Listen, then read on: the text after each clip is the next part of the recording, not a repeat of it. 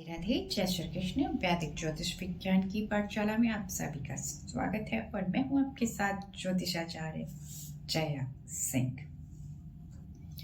आज मैं यहाँ पर दो चार्ट यानी कि दो कुंडली लेकर के उपस्थित हुई हूँ। पहला चार्ट है पूर्णिमा का और दूसरा चार्ट है संक्रांति का। चूंकि ये दोनों घटनाएं एक साथ हो रही हैं तो इसलिए बहुत ज़्यादा महत्वपूर्ण हो जाता है। पर एक साथ नहीं हो रही है, 15 दिसंबर 2024 को दिन रविवार के दिन घटित हो रही है, तो ये बहुत महत्वपूर्ण दिन हो जाता है। तो इसे हम समझेंगे और इसे हम क्या समझें इससे ये भी हम जानेंगे, तो वीडियो के अंत तक बने रहिएगा। यहाँ पर 15 दिसंबर 2024 को दोपहर में यानी कि 14:31 यानी कि दोपहर में 2:31 पर पूर्णिमा की घटना हो रही है और 15 दिसंबर 2024 को दिन रविवार के दिन ही रात्रिकाल में 22:11 पर संक्रांति हो रही है, यानी कि धनु संक्रांति। ये जो कुंडली बनती है संक्रांति की, मैंने कई बार बताया आप लोगों को कि बहुत महत्वपूर्ण होती है और पूरे चैत्र प्रतिपदा के थ्रू हम पूरे साल का विवरण निकालते हैं और कब कौन सी घटना किस महीने में होगी वो हमें संक्रांति चार्ट से देखने को मिलता है।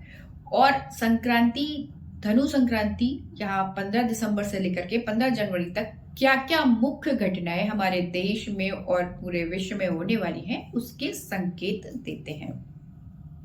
साथ ही साथ इस दिन पूर्णिमा भी हो रही है। पूर्णिमा से हम स्पेशली ये समझते हैं कि ये जो संक्रांति है उसमें कौन सी चीज प्रोमिनेंट होकर के बाहर आएगी। तो सबसे पहले हम पूर्णिमा के चार्ट से ही शुरू करते हैं, जानते हैं।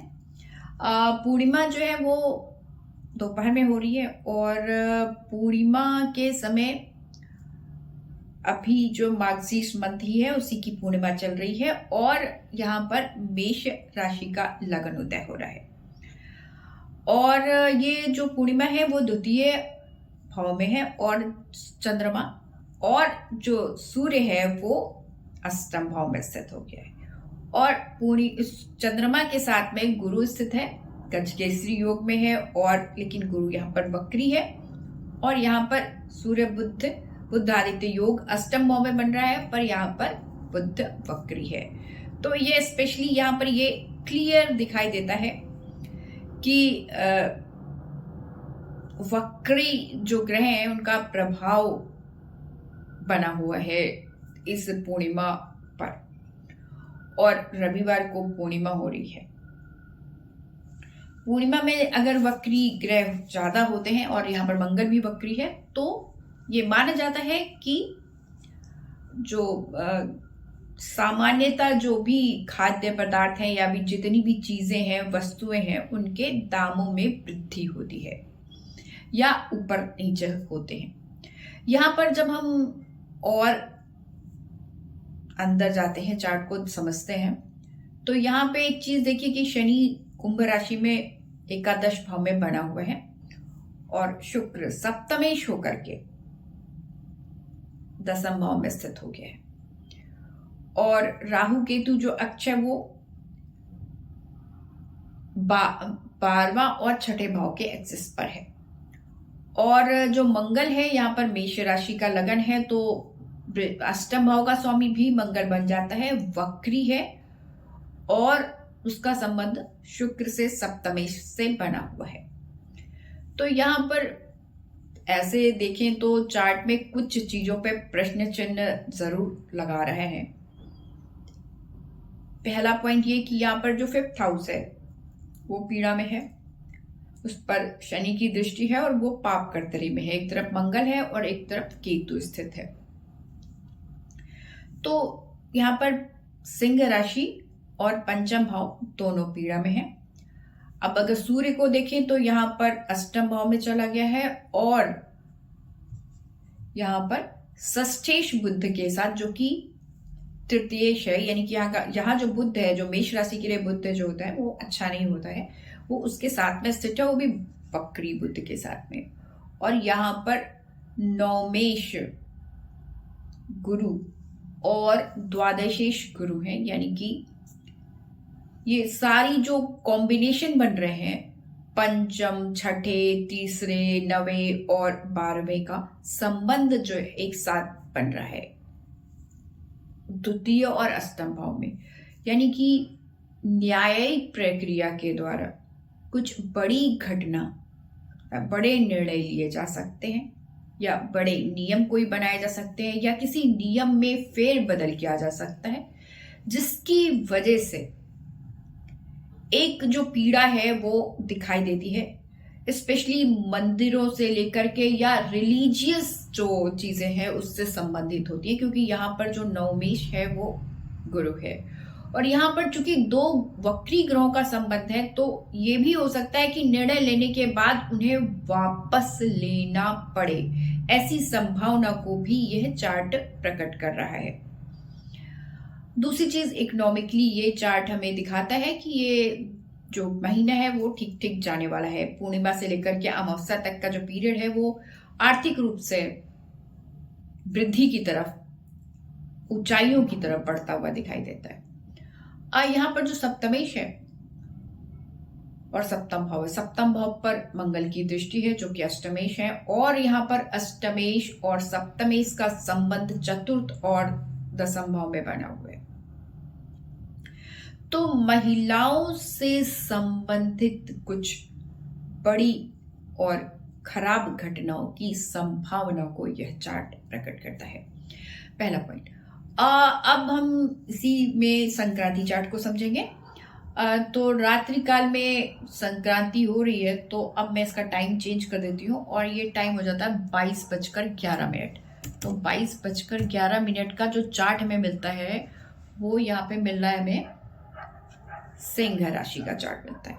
हम उसको देखेंगे कि जो पूर्णिमा का चार्ट हमें बता रहा था वो क्या यहाँ पर रिपीट हो रहा है, यहाँ पर किन संभावनाओं को प्रकट कर रहा है, और उसमें से कौन से चीजें हैं जो प्रमुखता से दिखाई देंगे।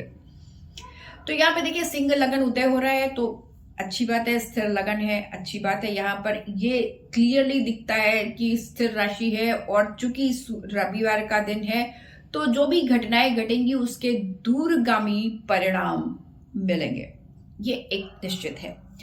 अब यहाँ पर जो सूर्य है वो अपने से पंचम भाव में चला गया है। यहाँ पर सूर्य और चंद्रमा दोनों की पोजीशन एक साथ चेंज हो रही है, और वो चंद्रमा मिथुन राशि में जा रहा है। यहाँ पर शश नामक महापुरुष योग भी बना हुआ है जो चार्ट को बहुत अधिक बल प्रदान कर देता है। यहाँ पे शनि सप्तम भाव में शश नामक योग बना रहा है जो आर्थिक रूप से संपन्नता को दिखाता है, महंगाई में वृद्धि के बावजूद।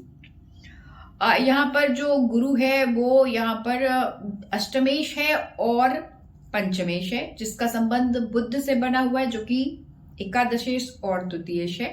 तो आर्थिक रूप से और जो शेयर मार्केट है उसमें भी लगातार तेजी को यह चार्ट प्रकट करता है।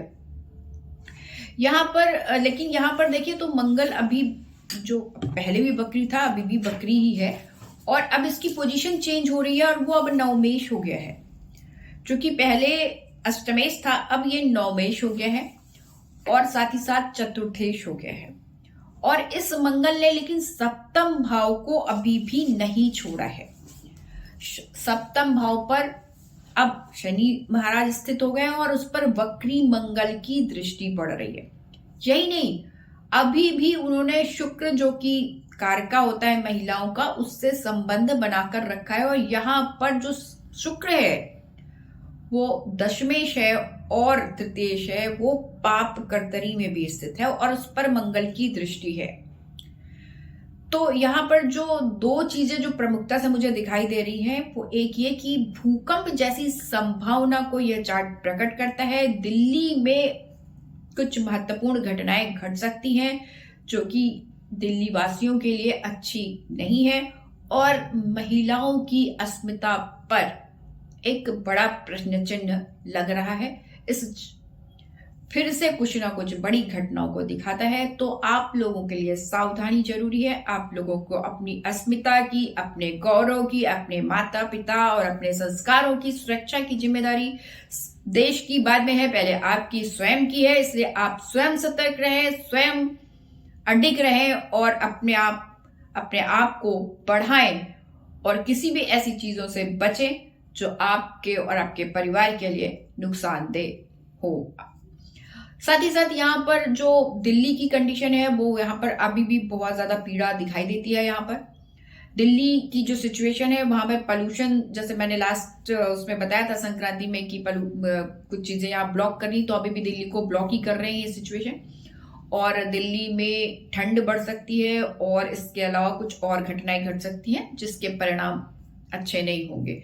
या हो सकता है वहां पर किसानों का फिर से लग जाए, आंदोलन शुरू हो जाए। तो इस तरह की चीजें हो सकती हैं। दिल्ली के लिए अच्छा समय नहीं है। रिलीजियस पॉइंट ऑफ व्यू से अभी भी कुंडली बहुत ज्यादा संवेदनशील बनी हुई है। यहाँ पर कुछ ना कुछ ऐसी निर्णय आ सकते हैं और फिर उसको वापस भी लिए जा सकते हैं जो कि परेशानी का कारण बनेंगे। यहाँ पर जो सत्ता है वहां पर कुछ परिवर्तन भी दिखाई देता है, यानी कि कुछ बड़े पोजीशन के लोगों के स्थान में परिवर्तन हो सकता है।